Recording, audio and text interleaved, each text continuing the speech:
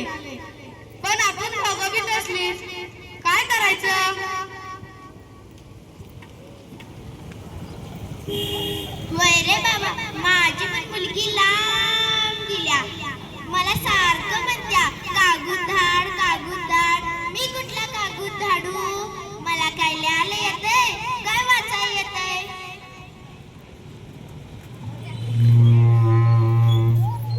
हे बघा मंडळी, शिक्षण नसलं की असं होतं. महत्वाचं पत्र असलं तरी वाचता येत नाही.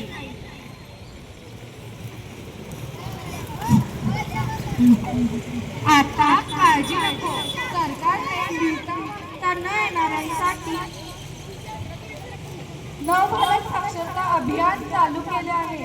आता लहान मोठे सगळे शिकू शकतात. या वयात आधी शिकणार? वय आधी शिकायचं? लोक हसतील की आमच्यावर.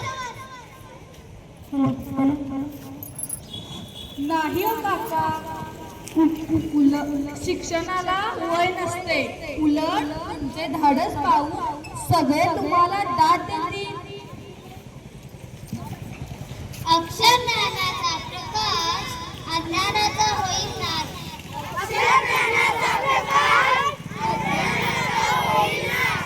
अक्षर ज्ञानाचा प्रकाश अज्ञानाचा होईल नाश.